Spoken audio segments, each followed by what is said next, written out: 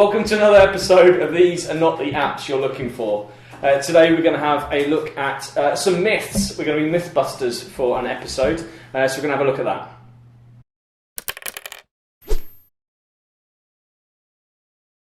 So in today's episode we're going to be looking at 6 myths of digital learning. I'm James. I'm Jay.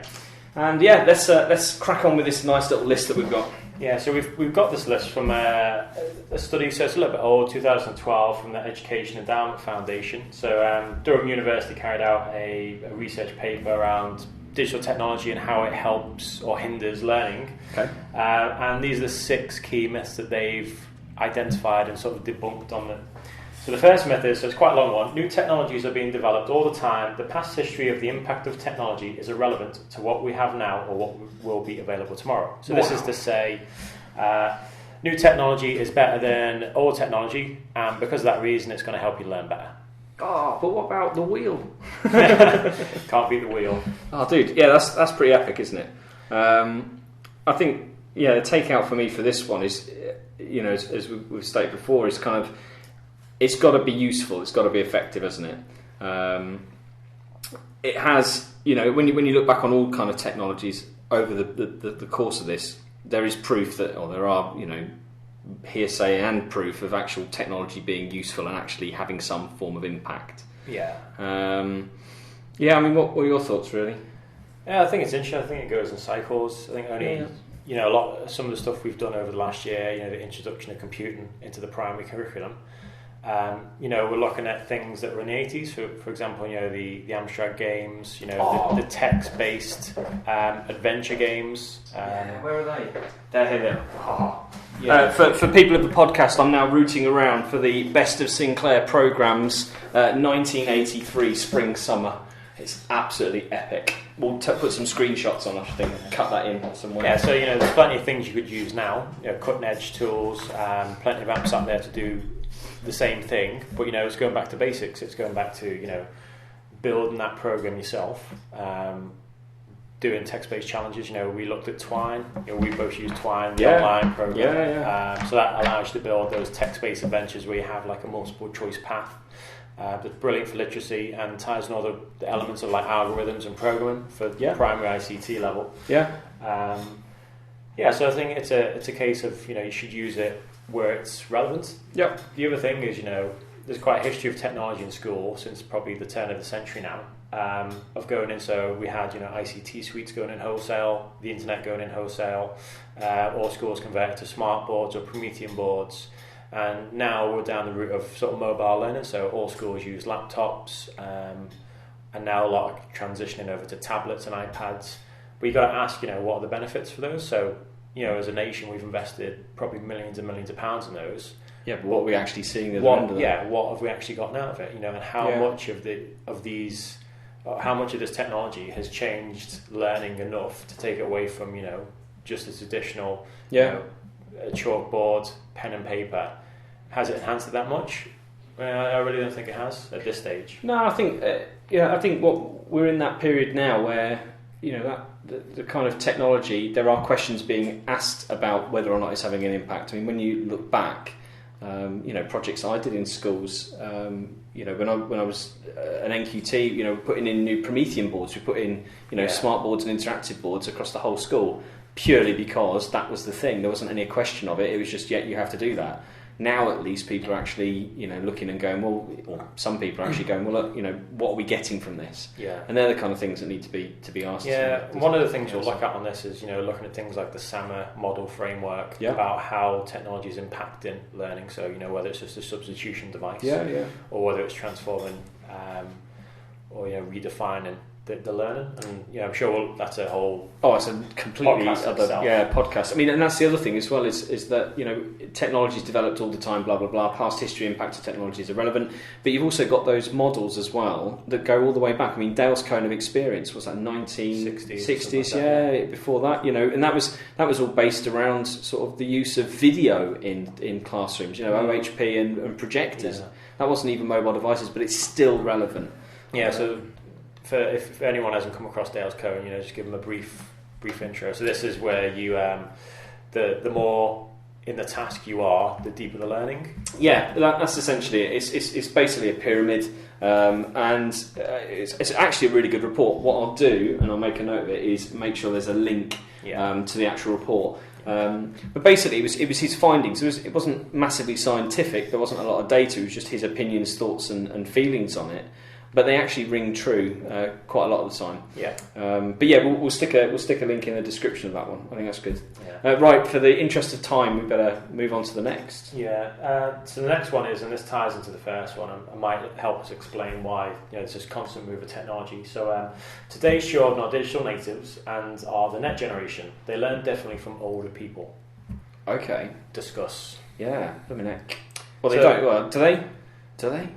Right now. No. No. There's a lot of stuff, so I don't know, there's things made the paper a few years ago about how thumbs are changing because kids are playing smartphones and video games all the time. That was just totally debunked. It takes hundreds of years for evolution to take impact, and the brain's no different, it's just another organ in the body. Yeah, that's true. Yeah. I think what's interesting in this myth is the digital natives part. So there's a theory that some people find popular, and that is because young people can use technology seamlessly, they can teach themselves with it. This is another one that's been debunked by a lot of research, a lot of people. So basically, young people are good at using technology because they grow up with it. So they sort of internalise and instinctively know how to navigate a smartphone or an app because that's the only thing they've ever used. That's just standard to them. So they understand how to. Yeah, they've already had the training at year one. It's user interface and software navigation. Which as an older generation, if you didn't grow up with that stuff, it's not intuitive. Yeah. And there's a misconception that because they're good at picking it up and using it, then they can teach themselves. And this is just totally not true. So students don't possess a framework from which to teach themselves. So no matter how much stuff's online on YouTube, YouTube's full of tutorials, stuff like that. You've got Coursera doing and iTunes U giving out university level instruction.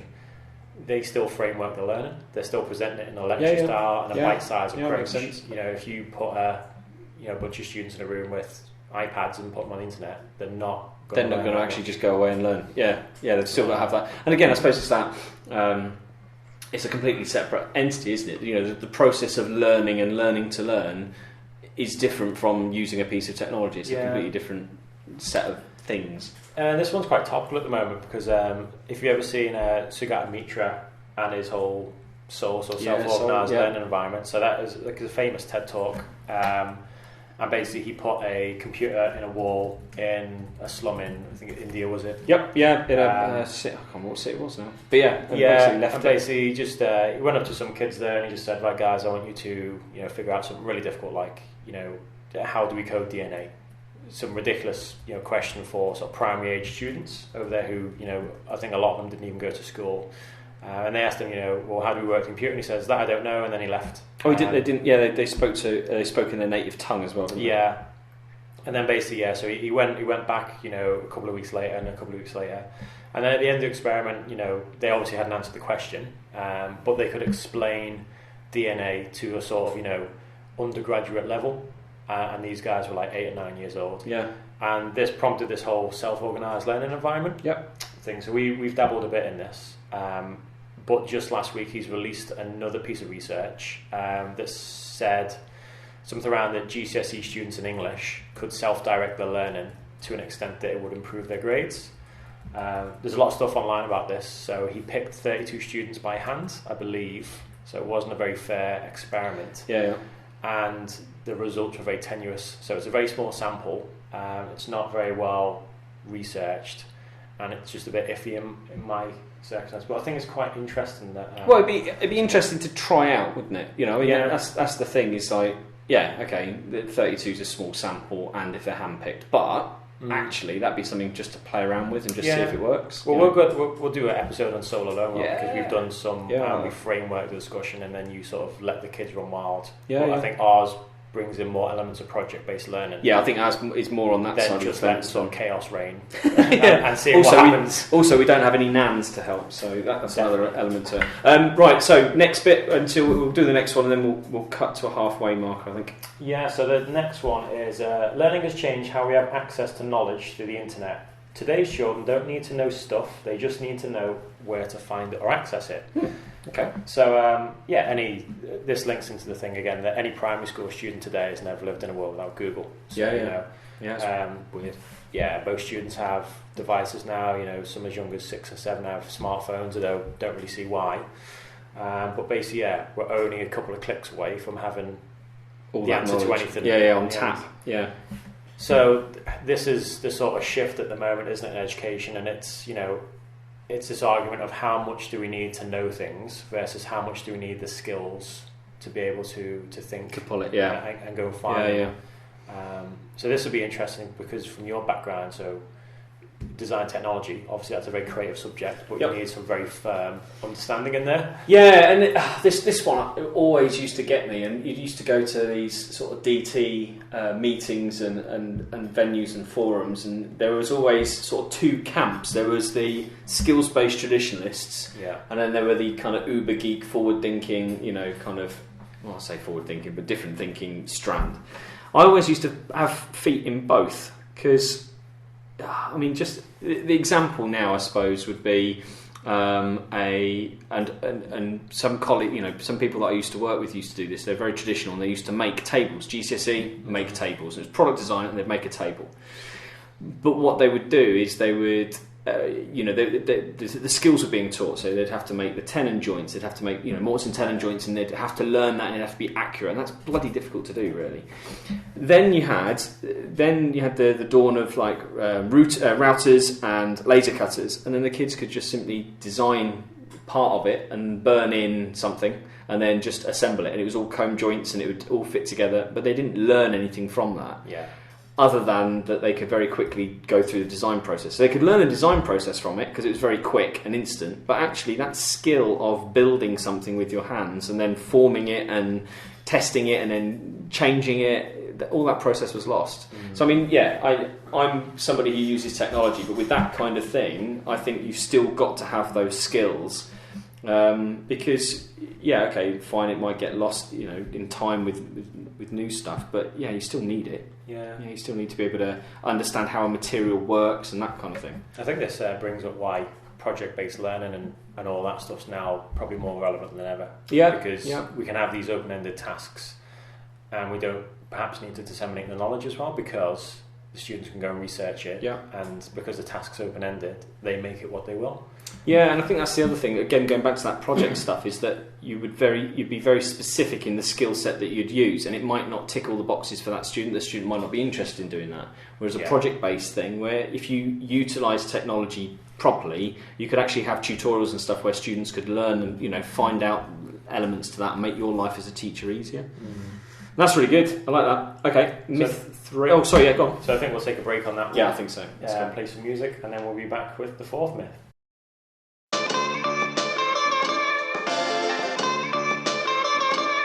Right, so second half of this, after that wonderful piece of music or whatever we've used to fill the space, myths 4 to 6. So students are more motivated by technology, so they must learn better when they use it.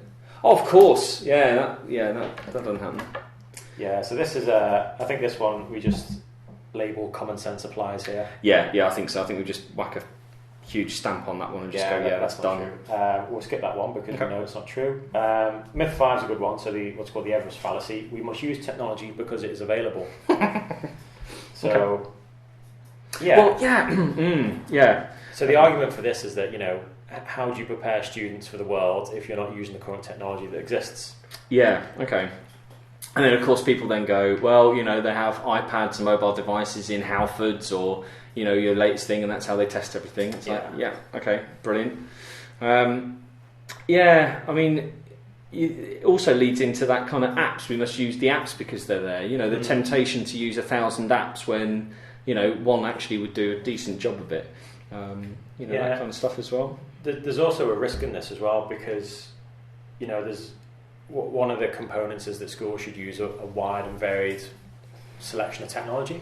Now, we've met some primary schools who use everything from iPads, Chromebooks, laptops, desktops, and then they use Scratch, Raspberry Pi, 3D printers, programmable robots. It's a lot of stuff. and we've already spoke previously about, looking at the pedagogy, how the technology should support the learning rather than how it should dictate it. Yeah. I think one of the risks is when you're putting in all the new technology is that the lessons start being driven by that technology rather than through it. Yeah, especially if you just load in the classroom with all the latest gadgets. Yeah, there's two sides to that as well, isn't there? It's that kind of. One school we worked with down south, they had a really good idea. They came at it from a different angle. It was the pedagogy and the curriculum that drove the technology, and the result of it was actually they had iPod touches in the lower school, then they had iPad minis, then they had Chromebooks, and then the upper school had like Windows machines. And that went really well. But the only reason that worked is because they had the planning behind it and the actual vision for it, rather than let's go and spend £100,000 on kit, and that's because it's there, Yeah. I kind of get that. Yeah.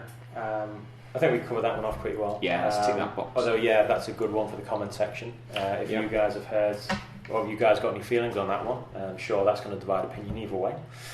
And the final one, so again ties in with the last one, is the more is better fallacy. So schools start using something like iPads or some certain technology, and they start getting some good results in it. So they think, right, that's it, let's just go and buy 200-300 of these things and give all the kids them, and those results will automatically extrapolate out across the year group.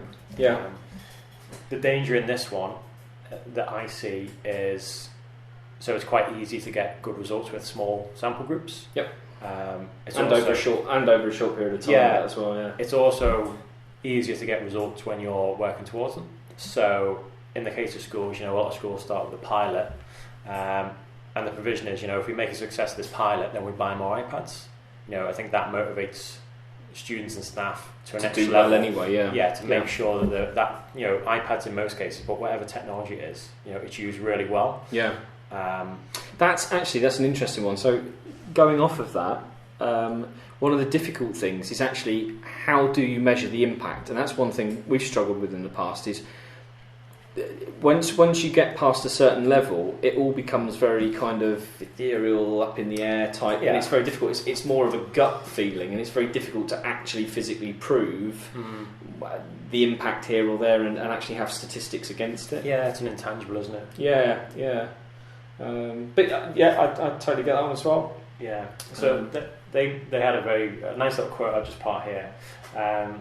So a better notion and how to look at it might be to call it the Goldilocks effect. So it is about getting the amount of technology and the learner's access to it just right. Oh, that's lovely. Yeah, that's exactly it, really. Yeah, no overkill, no underuse, perfect. Yeah. So they're the myths. I think we've dealt with them hopefully well. Yeah. One of the other interesting area of the report is the key findings from the research. So these are very interesting, probably more interesting than the myths, in fact. So the first one is collaborative use of technology, so in pairs or small groups, is usually more effective than individual use.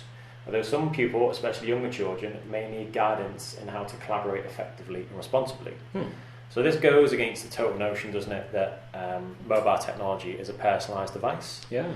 Now this could be because of the way that the schools manage their content or the tasks. They might not have flipped resources in place or the content that would benefit from a one-to-one device. But then likewise, I've seen a lot of stuff coming out of America that says, in primary schools especially, results improve when students use technology collaboratively. Yeah. And I think that's because the skills and the stages are different. So in primary school, you're looking for children to develop communication skills, respect, working collaboratively. You're looking for a lot more soft skills. Whereas then in secondary school, a lot of it's test-based. And it's the application. You're running through a curriculum, and it's a lot easier for technology to deliver that. Yeah. The interesting thing with that research, then, I wonder. Now, I haven't seen it on here whether or not it was what type of mobile technology it was. Because again, iPad being iPad, it is a personalised. It's around that. Whether it's a laptop netbook. So 2012 is probably just around when iPad was starting to get popular in school. Yeah. It'd be interesting. Yeah, look that up. The second area is so this is one that always surprised me how schools don't look at this. So technology can be used as a powerful short-term focused intervention to improve learning, particularly where there is regular and frequent use, which is usually what they define as more than 3 times a week over 5 to 10 weeks. So this is quite interesting because technology and a lot of the school's goals don't sit aligned from what I've found. So you have, the school improvement plan is a performance, you want to improve, then you departmentalise that and you have, drop down bullet points that you want to hit. And then somewhere over here, you start doing a technology project and these two never quite line up. They're never in the same room. Yeah. But when you look at it, technology is it's simply an extension, isn't it? In a lot of industries, technology is looked at, almost negatively from a staff perspective because it replaces employees. So everything from car manufacturing to Tesco self-service checkouts, you're taking people out of jobs. But in schools, they don't look at it that way. They just look at it as this extra thing in the corner. Now, the key point on this is that schools can't afford to employ a teaching assistant for every student they have. It's £15,000 to £20,000 salary per year. Yep. But a lot of them could afford to give most students an iPad if they really looked at the finances. Yeah, and I think that's one thing we've done before, isn't it? Is kind of going in and looking at all these extra things that schools purchase. And I mean, there's like subscription-based training things that schools are buying into readily now, and there's a whole wealth of free stuff. I mean, we've covered this before with Twitter, with the CPD stuff. This wealth, massive wealth of information out there that's free. And it's the same with other things, the sort of print management and wireless, and all these schools spending money on all these random things. Yeah, I'll pick out just 2 of the others. An interesting one was testing gains in attainment tended to be greater in mathematics and science compared to literacy, for example. In literacy, the impact tends to be greater in writing interventions than it is in reading or spelling. So this is supporting the fact that technology is probably better for curriculum delivery than pedagogical development from this study. Now, I guess that's probably down to the people they work with, the schools they looked at. It's not really a reflection on the technology, I don't think.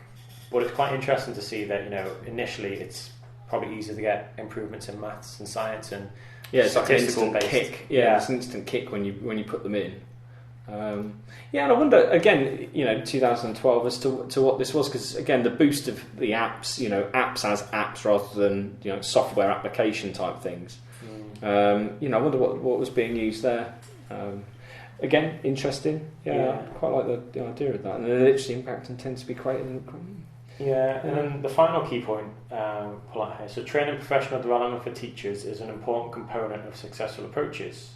Such support should go beyond the teaching of skills and technology, so that's app and device training. And should focus on successful pedagogical use in how technology supports the learning aims. Yeah, dude, this is real important stuff on this.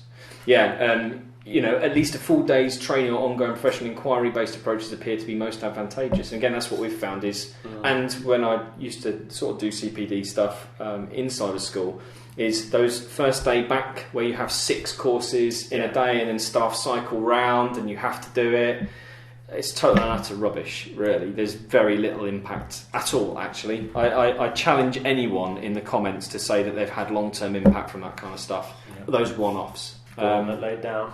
Yeah, dude, I'm putting a line in the sand. If there is somebody out there, one person out there that's managed to do that, fantastic. But again, for us, it's that long. It's the long term. It's the milestone kind of approach to it. The what do you want in the future, the 3-year plan, and working towards that. CPD that's one-off doesn't work. And looking at that kind of matches up. Inquiry-based approaches appear to be most advantageous. And again, mate, I suppose with that, it's the relevancy of it as well, isn't it? It's something where the teacher or the actual person being trained is actually, working on something that they're thinking about and is relevant to them. And again, it's the same with kids, isn't it? If you're doing project-based stuff, if it's not relevant, they're not interested, it's not going into their brains. No, it's good. I like that. So it's a good piece of research. We'll post the links below for you guys to check out yourselves. I'll copy those over. As always, we'd like to hear your opinion on this. So if you're listening on YouTube, then please leave your comments below. If you're on the podcast, then join us on Facebook, facebook.com/LearnMakerUK. Or if you want to contact us directly on Twitter, where can we find you, James? You can find me, I am at The Learn Maker. And I'm at LearnMakerJ. Thanks for tuning in and listening. That's all we've got for you today. See you next time. Cheers.